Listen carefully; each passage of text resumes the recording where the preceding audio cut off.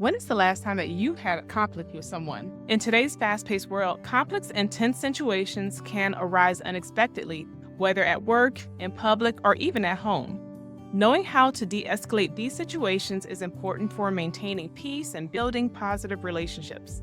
So you may be wondering, how can I effectively manage and reduce tension when conflict arises with customers, coworkers, bosses, etc.?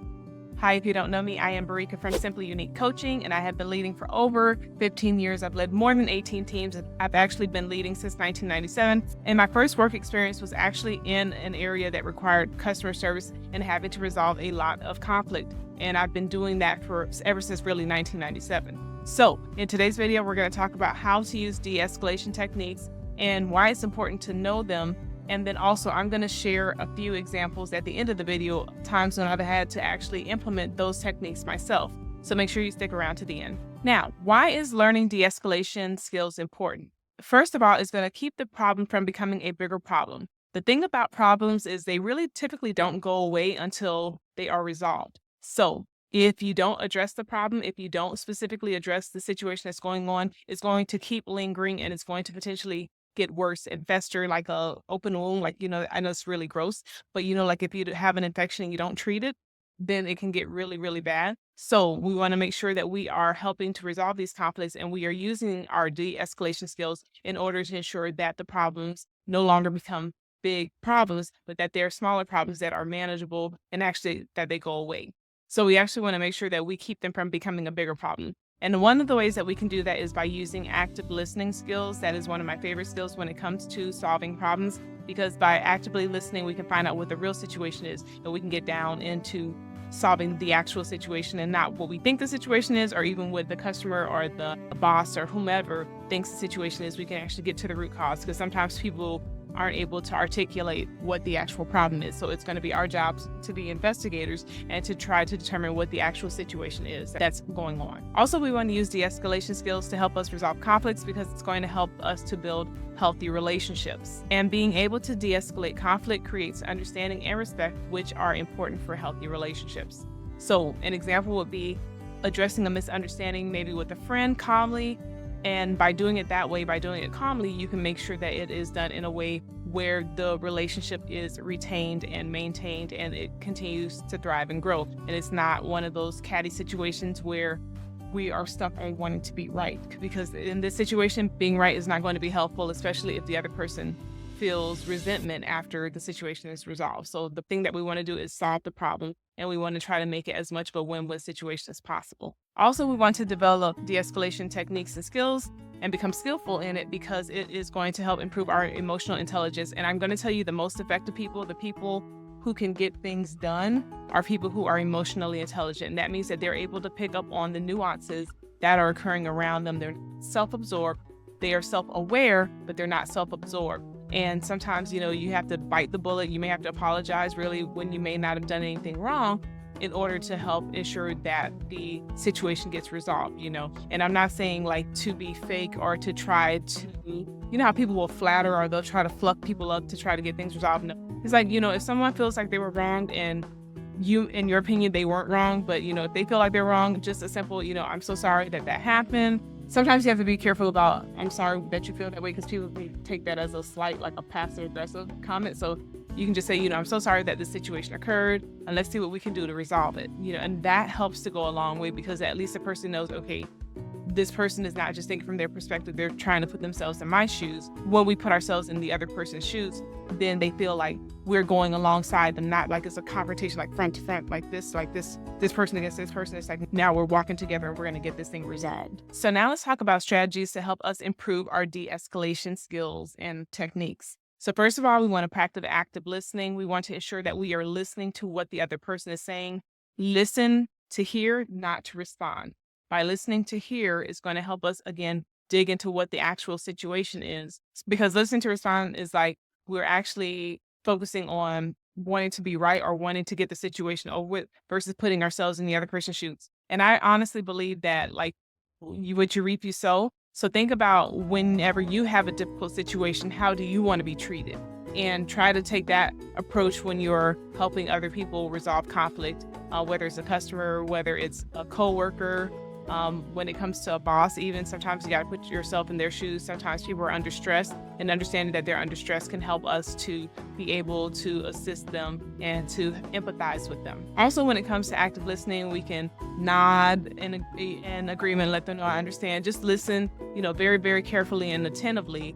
And even one of my favorite things is to repeat back what I heard the person say, because in repeating it back, you can clarify whether or not you understand what the situation is, or they can say, oh, no, actually, this is what I'm saying. Because again, sometimes people can articulate what they're thinking and other times they can't. And so they need help sometimes talking it out. You have different types of expression when it comes to communication. And so depending on how that person is wired, some people know exactly what the situation is. They're going to be able to tell you. Other people, they're going to talk around in circles before they get to the point. And you're going to be like, well, it depends on if you're a direct communicator or not. Direct communicators are going to be like, come on, give it to me, right?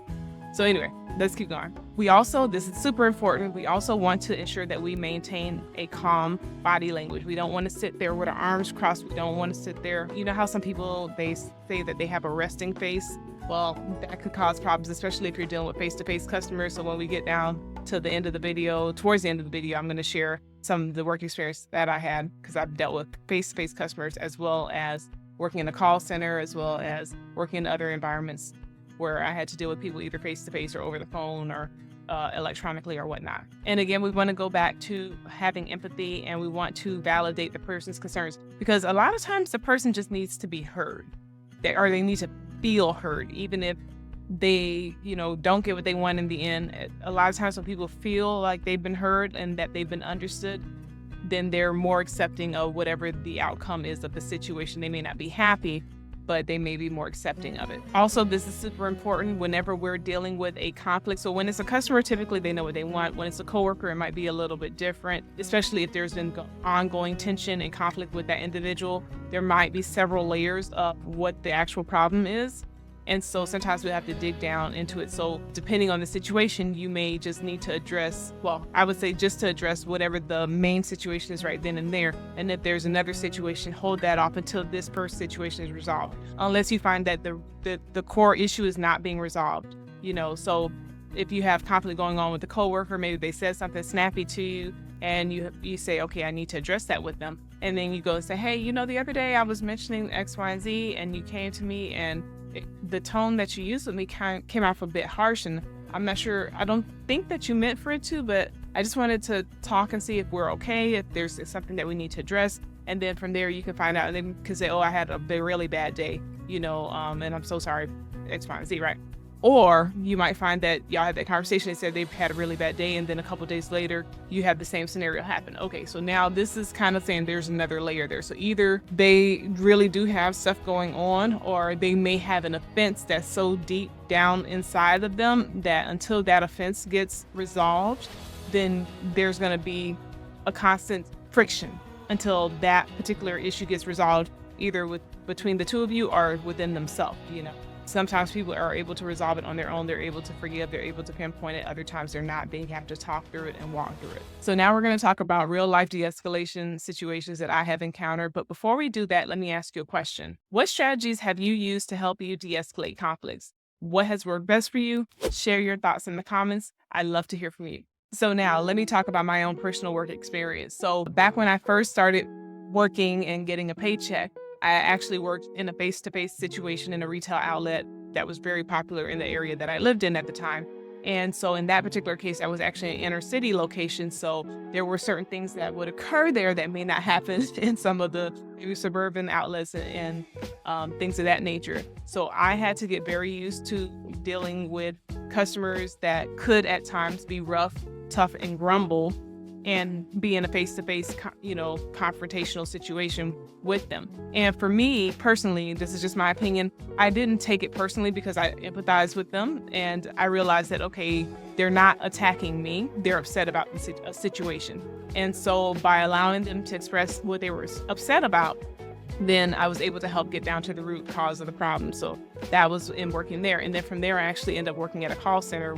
And working at the call center, we were dealing with customers that were in the Northeast region. And if you know anything about the Northeast region, this is like New York, Washington, D.C., Jersey, all of that. People tend to be like really no nonsense. They really tend to be about their business. And so in that, I had to deal with, like no nonsense people. I remember this one guy, he was so upset that his cell phone wasn't working and he was like cussing and everything like that. It wasn't really too bad. The profanity wasn't really bad.